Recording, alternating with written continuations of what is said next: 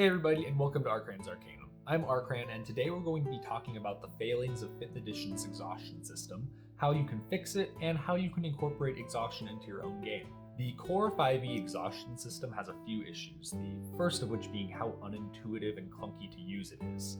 Characters gain levels of exhaustion by not eating, not sleeping, or by some niche abilities and spells. This level of exhaustion is then used to consult against the exhaustion table, which tells you what current effects your character is suffering from your current exhaustion level. If that sounds more complicated than most other conditions in 5th edition, that's because it is.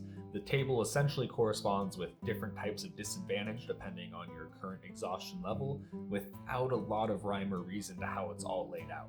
Because the exhaustion mechanics are tied to a table, it's a lot harder to just remember them offhand compared to something like prone, which is relatively simple, and that means the exhaustion system can slow down the game a bit as players have to consult this table. Now, looking at this table, and very specifically the penalty for the first level of exhaustion, we can see our next big issue with exhaustion as written in 5th edition.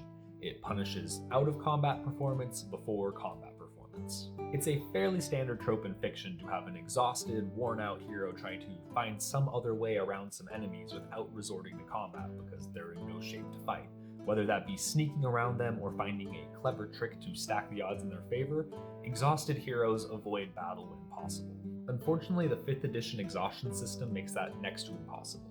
A character with a single level of exhaustion is taking disadvantage on all ability checks, which means stealth, persuasion, any of the skills that a character would likely use to get through an encounter without resorting to battle. While a single level of exhaustion is enough to make a character not that effective outside of combat, a character needs 3 levels of exhaustion to really be penalized in combat. And that's really only for characters that rely on tax. Characters that rely on saving throw based abilities like most casters don't really feel the real pain of exhaustion like the other classes do.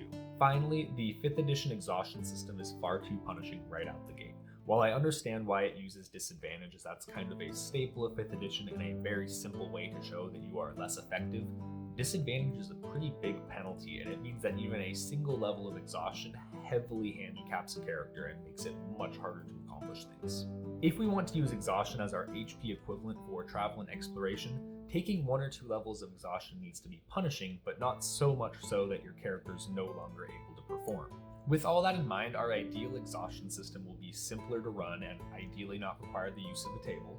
It will penalize combat and non-combat abilities to a similar level, if not with a little bit more of a bias towards combat abilities. It will penalize spellcasters and non-spellcasters to a similar degree, and the effects will be penalizing, but not so much so that the party can't go on, so we can actually use it as a useful resource. With that said, here's my own version of exhaustion that I use at my own table. For each level of exhaustion that a character has, they take an equivalent penalty to all attack rolls, ability checks, saving throws, and their armor class, as well as their save DC. In addition, at exhaustion levels 1, 3, and 5, just the odd levels, a character takes a 5-foot penalty to their movement. This is cumulative with the previous levels, so at 5 levels of exhaustion, a character has a 15-foot penalty to their movement. Finally, a character still dies at 6 levels of exhaustion, just like the standard exhaustion rules. Now, by switching from disadvantage to a flat penalty that scales with more levels of exhaustion, we have much more granular control and we solve a lot of our issues right out the gate. Rather than worrying about what you have at a specific level of exhaustion, you just have to worry about how much you're going to subtract from your rolls, your save DC, and your armor class. It's a much quicker system and it's consistent across all levels. With 5e's bounded accuracy system, where it's just generally using smaller numbers, 1 or 2 levels of exhaustion are going to be noteworthy, but not so much so that your character is unable to do anything.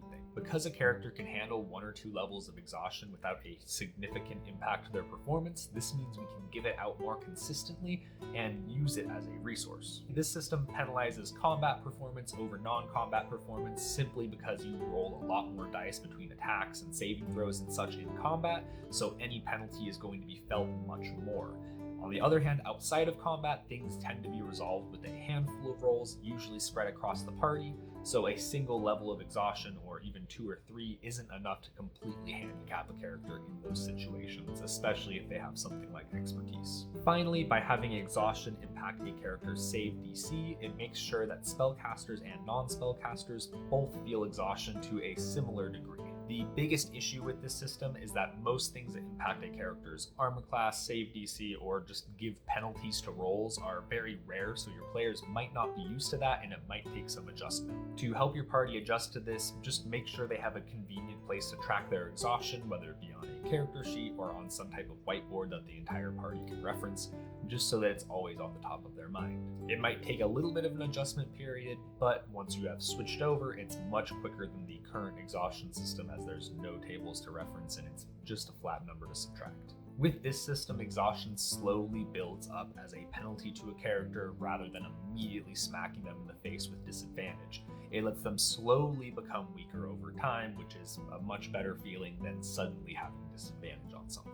Now that we have an exhaustion system that works a bit better, let's talk about how we can incorporate it into your Dungeon Master's toolbox and use it to improve your game. Like I've mentioned a few times in this video, we kind of want to use exhaustion as our HP bar for exploration and non-combat applications.